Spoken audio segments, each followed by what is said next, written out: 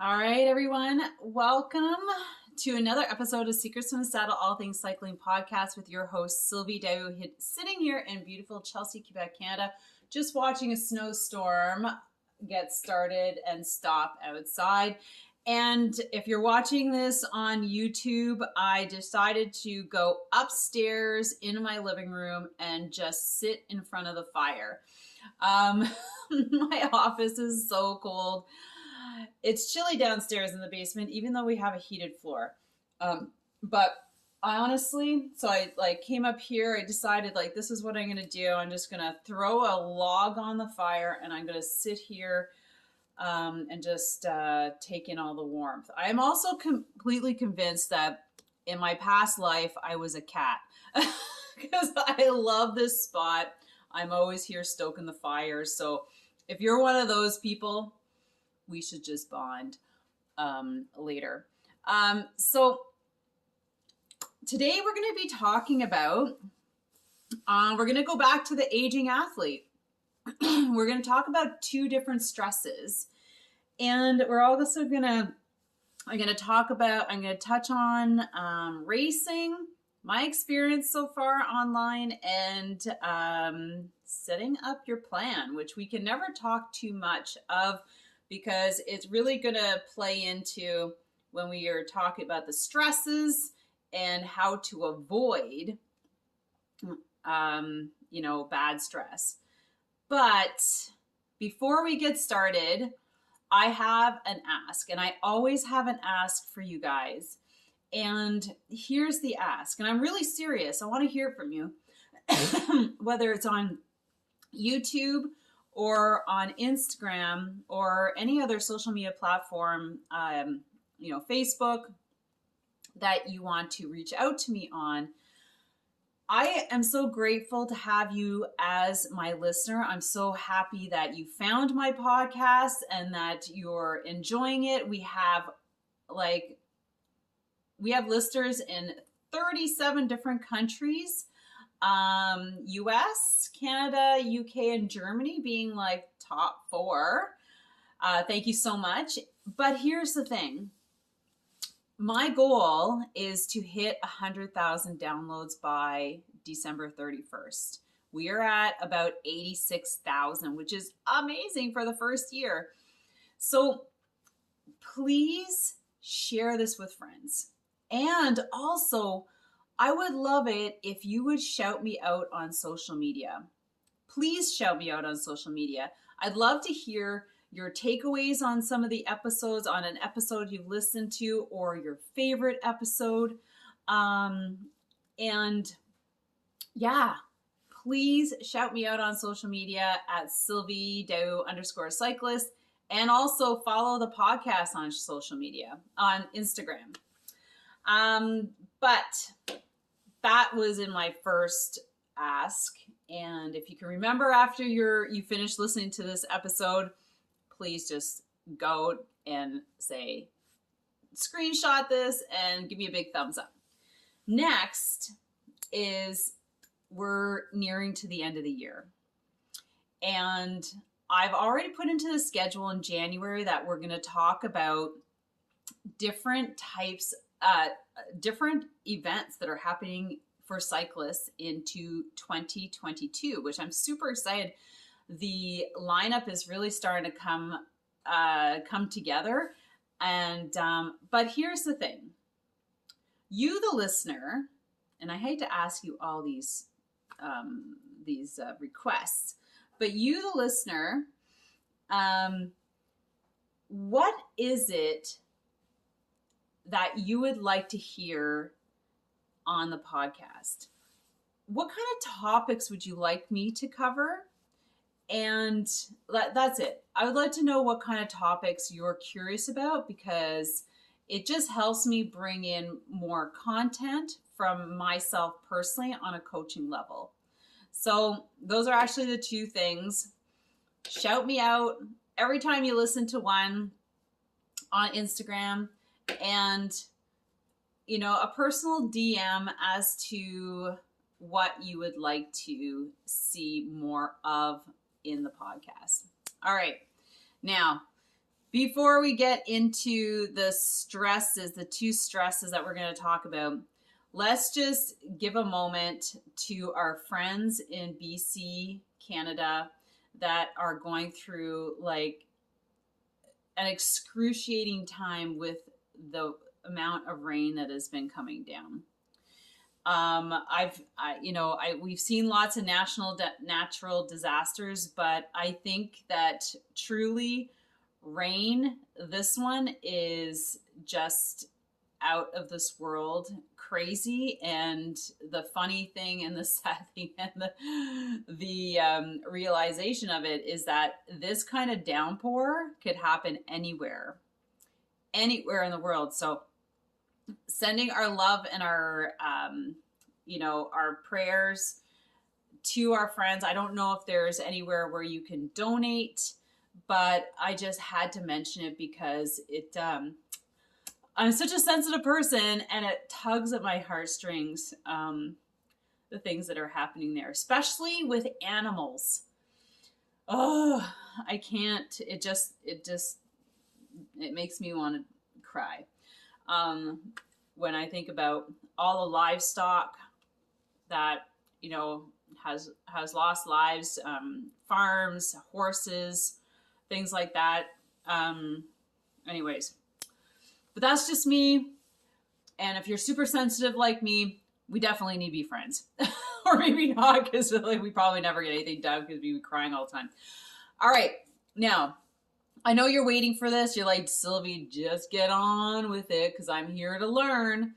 And now, before I took this out, and like I was telling you, I'm doing some reading. I encourage you to do some reading too.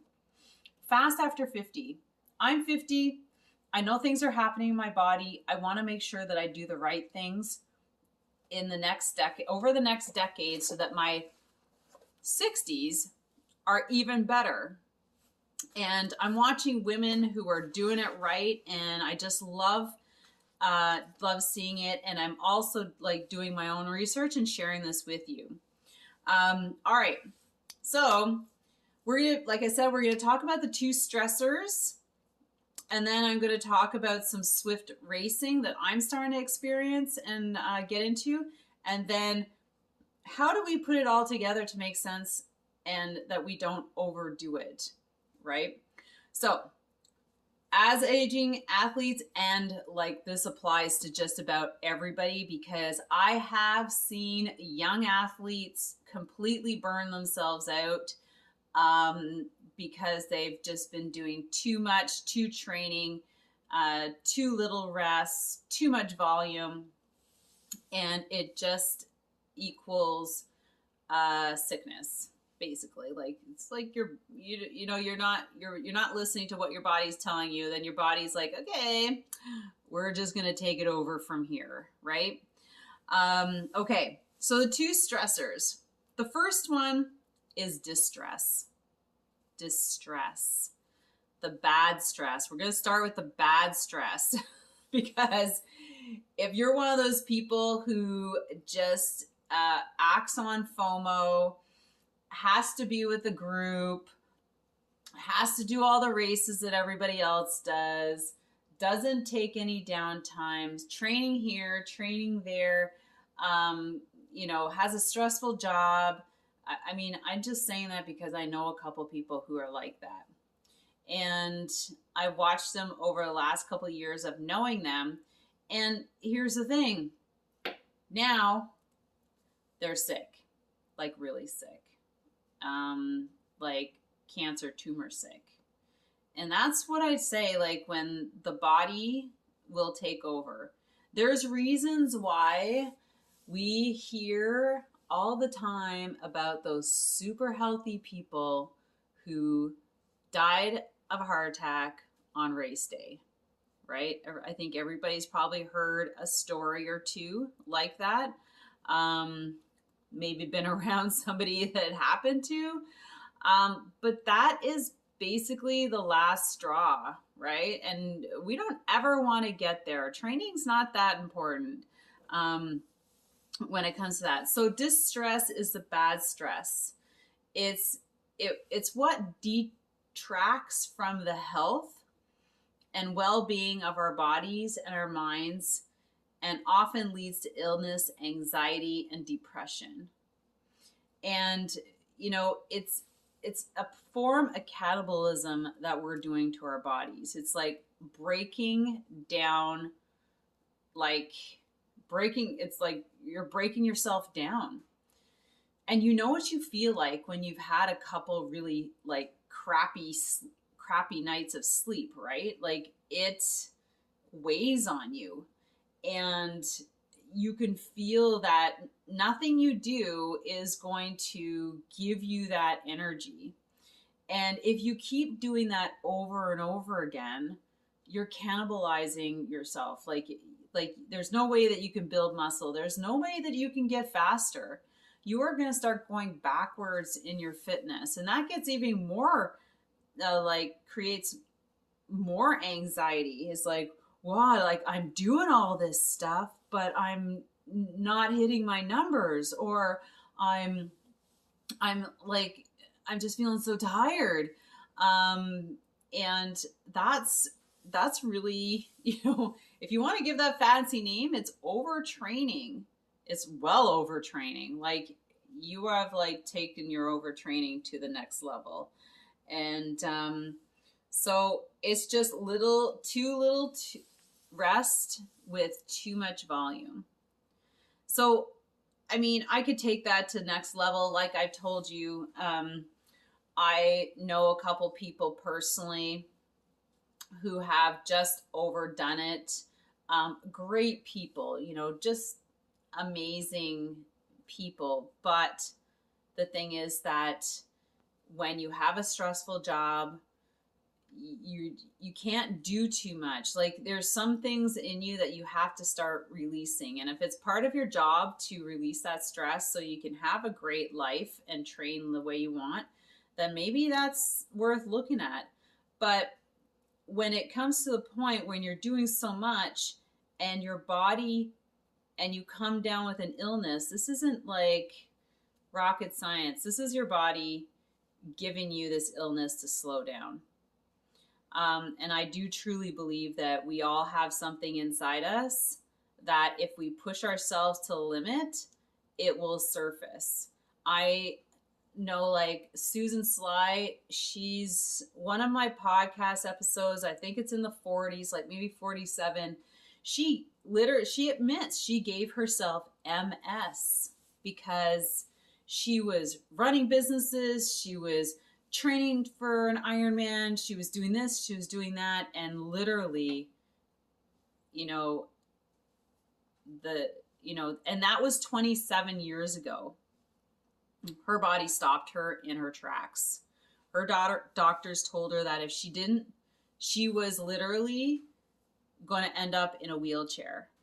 Now, that can give you, when things like, when I also believe that when you're told things like that, you do have a choice. You can accept your fate, or you can completely reverse it and bring yourself back to health.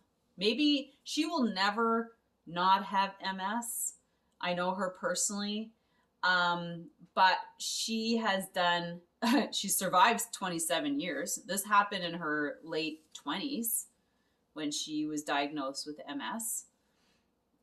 But she's had to manage it really well.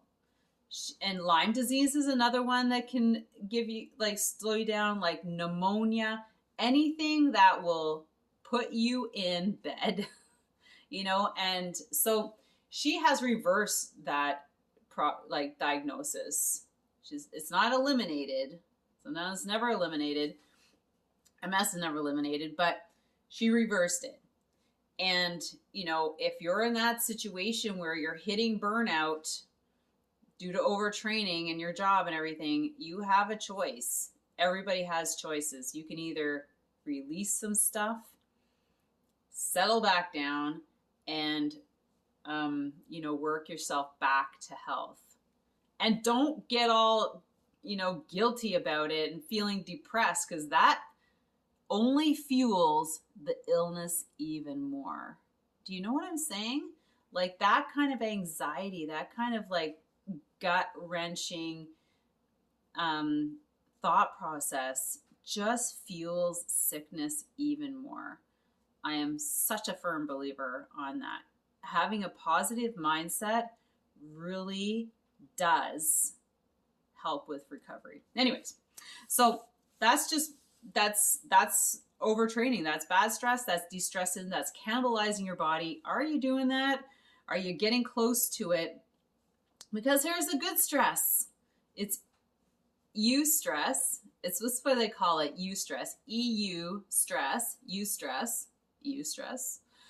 And that keeps you healthy and always and producing, like building on your fitness levels, like allowing your fitness to increase, because you're giving yourself your body needs it does need stress to build your fitness level, right? We understand that, but too much of that stress, like they were saying, too much volume, very little rest, is going to work to your disadvantage. Volume with lots of rest is going to give you the results you're looking for. And so, that's going to give you, like, your mood's going to be better. You're going to be energized. You're going to be like me. No, I'm just kidding. And you're just going to get stronger and faster. And that's what we want. But we can't rush those things. Do you understand? Like, when you look at Olympic athletes and they honestly train for 4 years to get good at their sport. And when you start a sport and you want to get to a certain level, you need probably a good 4 years of development. I mean, I look back at myself when I started in 2005, my form, my speed, like everything, to what I look like now. Like there's a bit of a learning curve there, right? Like I look pretty bad. But here's the thing. You stuck at it, you trained properly, you progressed every year. And it's the same in business. I hate to throw that in there, but 4 years is a critical time frame for a lot of things, like building businesses, going to university, school, the Olympics is 4-year period for building. There's a reason for that 4 years. It takes us that long to get to where we want. And then there's the next levels after that, right? So we want that good stress. We want to build and see progress. Now, when I talk about the aging athlete, when I say aging, I always think of like I'm a 70-year-old, but I'm not. I'm 50, and I realize that things have changed. I have not hit menopause yet, and that's a whole other topic for us women, is mood, menopause, all those things. How do you deal with that and train and keep yourself sane and your family happy and your business moving forward, all these things. So here's the thing. So I'm going to use myself as an example, because I've kind of come to this realization based on how I feel, based on how my training's going, and based on what I want to do. So when I was reading this book, Fast After 50, it talked about the extended training week. So we're always used to the 7 days. Now, and now I know that, I need more time to recover after certain workouts, because I'm just like, if you put yourself all out there, you need a little bit more recovery to be able to do the next workout. Like I can't do back-to-back workout, like heavy workouts, and nor should you.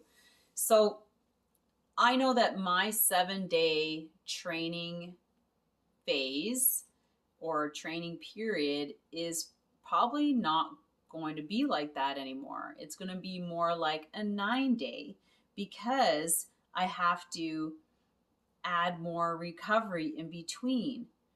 And I respect that because I realize and I know that rest and recovery gives results. So that the next workout, I can pound it out like even harder than the last one.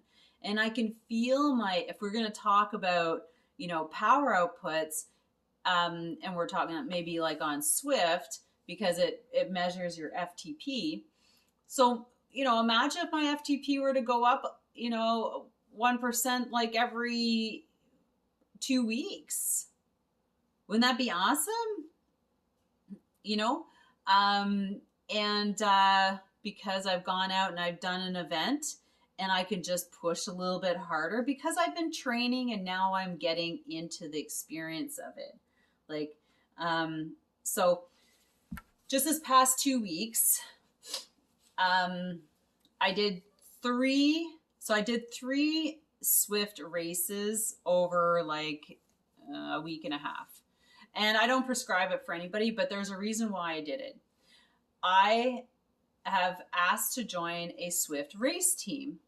And in order to get onto the team, I need to have, or to register, I needed to have 3 races underneath my belt. So I'm like, okay, 3 races. I looked at the events and I'm like, okay, like she didn't say what kind of races, right? So, and plus I'm just starting. So I'm not going to go out and do a 60-minute race. Like I would die. I'm not trained for that. Do you see? And that's a little bit, going back to like overstressing, like de-stressing my body, because that would be a big stressor. Like I would need a lot of time to recover from that. And I'm not even ready for something like that. So I'm like, okay, let's be realistic. I look at the calendar.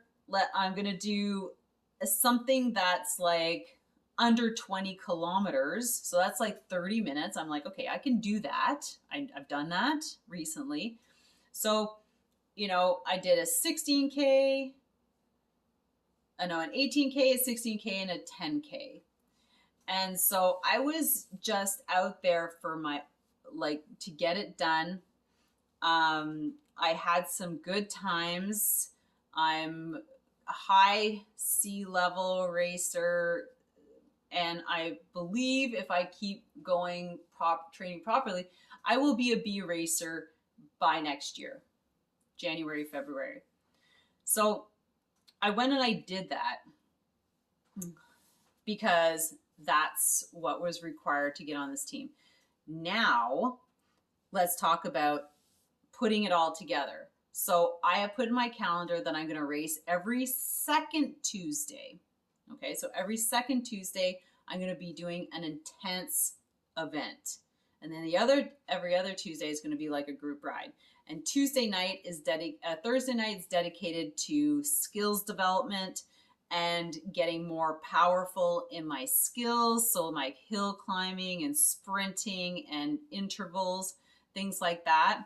Really thinking about the skills that I'm working on, like pedal stroke and getting out of the saddle, and those type of skills. Where when you're kind of like on a group ride, you can put them into play. When you're in an event, you should be kind of thinking about them.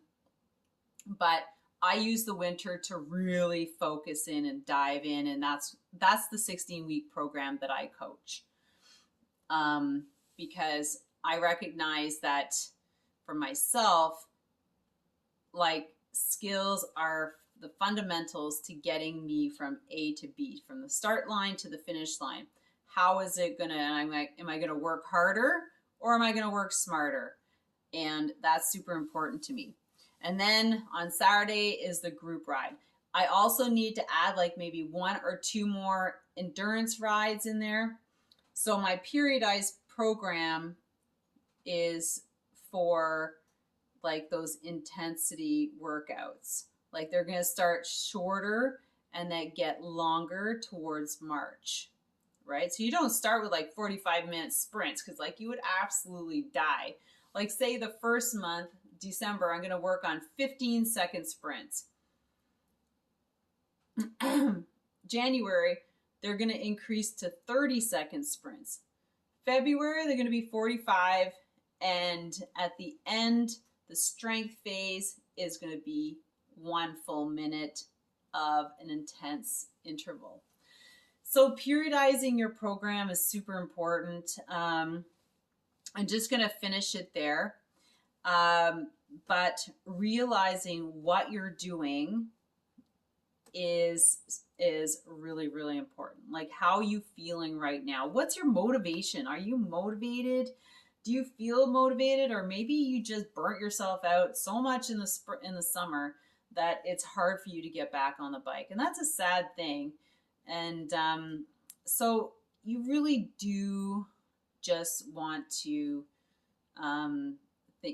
work at it slowly. And if you want, like I said, if you want to like hear more stuff about this, like really breaking it down, send me a message. If you have a question about your own program and you want somebody to look at it, send me a message. All my details are in the show notes. So remember, guys, share this podcast, please. I really want to get it to over 100,000 downloads by the new year, and shout it out on social media. Want to see more of that for sure. And also let me know what you want to hear more of. What are you really intrigued in learning? Because if you go back, every third episode is a coaching episode from me. So there's a lot of tips in there and things like that. So with that, thank you very much for listening. This was a tough one to get started. Like, you see this fire? This is so nice. Now I have to go downstairs where it's cold and process this video. I love you guys so much. And don't forget to send some prayers to our friends in BC. And also make sure you're prepared. So with that, I hope you have an amazing weekend. If you're able to cycle, get out and cycle, do something healthy, get out in the fresh air. Love you much. Take care.